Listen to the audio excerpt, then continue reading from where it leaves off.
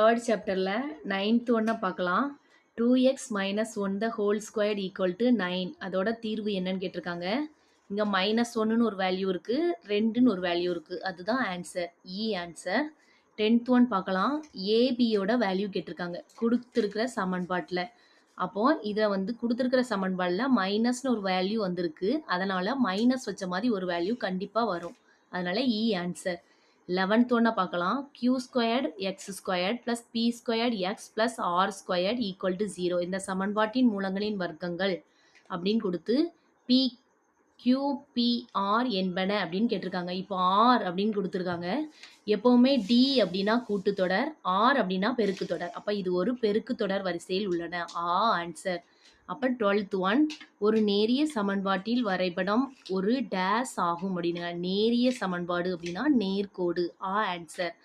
13th one, X squared plus 4x plus 4 என்பன இருபடி பல்லுறுப்புக்கோவையில் X அச்சோடு வெட்டும் புள்ளிகள் எண்ணிக்கை அப்படின்னு கேட்டிருக்காங்க. எக்ஸ் அப்படின்னு நம்ம போடும்போதே ஒரு புள்ளியில் அது வெட்டிக்குது.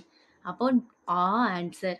இப்போ அடுத்த ஒன், கொடுக்கப்பட்டுள்ள அணிகளில் நிறை நிரல் மாற்று அணியின் வரிசை கேட்டிருக்காங்க. இங்கே நிறை நிரல் எத்தனை கொடுத்துருக்காங்க அப்படின்னா 3x4 கொடுத்துருக்காங்க. அதோ அப்படியே மாற்றி போடணும் அப்படின்னா 4x3 ஆன்சர். இது ஆல்ரெடி எல்லாருக்குமே தெரியும். அப்போ ஆன்சர்.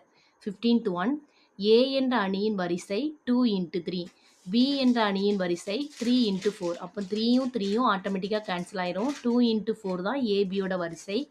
இந்த இதில் நிரல்களின் எண்ணிக்கை அப்படின்னு கேட்டிருக்காங்க. நிரல்களின் எண்ணிக்கை அப்படின்னா என்ன ஆன்சர் அப்படின்னா ஆன்சர் 4 ஆன்சர்.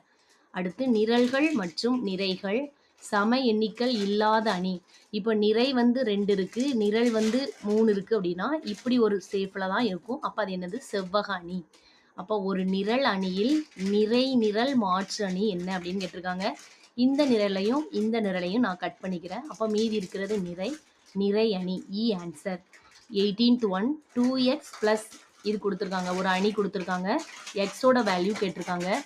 இதிலிருந்து இதை மைனஸ் பண்ணுறேன். 5 - 1 அப்படின்னா 4, 7 - 3 அப்படின்னா 4, 9 - 5 அப்படின்னா 4, 5 - 7 அப்படின்னா -2 அப்படின்னு வரும். இப்போ இதில் 2xன்னு இருக்கிறதுனால எல்லாத்தையும் 2ஆல் டிவைட் பண்ணிடுறேன். அப்போ 2, 2, 2 - 1. அப்போ ஆன்சர். அப்புறம் இந்த கொடுத்துருக்கிற 2 அணியில் அணிகளை கொண்டு எவ்வகை அணிகள் கணக்கிட முடியும் அப்படின்னு கொடுத்துருக்காங்க. ஏ ஸ்கொயர்டு பி ஸ்கொயர்டு ஏபி பிஏன்னு கொடுத்துருக்காங்க. இங்கே கொடுத்துருக்கிறது 2 அணி கொடுத்துருக்காங்க.